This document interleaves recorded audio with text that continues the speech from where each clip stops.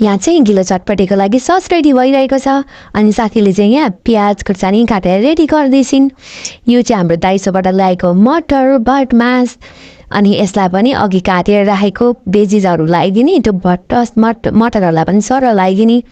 त्यसपछि यो वाइ त छुटाउने कुरै भएन, यसको मसला पनि यसरी सर च्यातेर लगाइदिने। यो भाले सबै कुरा हालिसकेपछि अघि साइडमा सेलाउन छोडिदिएको ससलाई यसरी सर एक फन्का घुमाएर लगाइदिने। ससपेनमा चाहिँ सस बाँकी छैन है, हालिसक्यो भन्ने भएपछि यसलाई गोलम। अनि हजुरहरूलाई चाहिँ यो गिलो चटपटे मन पर्दैन भने यो ससको पार्ट चाहिँ स्किप गरिदिनु होला। त्यसपछि यसलाई मजाले खोलिसकेपछि यसमा भुजा हालौँ। भुजा पहिले हाल्यो भने चाहिँ यो ससले गर्दा भुजा उसिन्छ नि त, त्यही भएर अलिक पछाडि हाल्छौँ हामी चाहिँ। अनि यो भुजालाई पनि सबै खनाइसकेपछि प्लास्टिक साइडतिर फ्यालिदिने अनि यसलाई पनि मजाले यो सस सबै भुजातिर लाग्ने गरेर गोलिदिने। अनि एकछिन गोलिसकेपछि यसको सबै ससहरू मिक्स हुन्छ। त्यसपछि यो मिक्स भइसकेपछि प्लेटहरू रेडी गर्ने।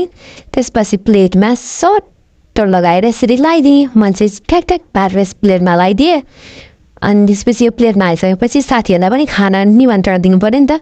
त्यसपछि साथीहरूलाई पनि बोलाउने अनि यिनीहरूलाई टेस्ट गर्न दिने। पहिला त्यसरी टेस्ट गर्न जाँदैछिन्, यिनको रियाक्सन हेरौँ है त। यिनलाई चाहिँ मन पऱ्यो, मिठो भयो भन्दैछिन्। त्यसपछि यिनलाई त यसै पिरो अम्लेको फ्यान हुने नि, यिनलाई त ट्वाक्कै लागेको।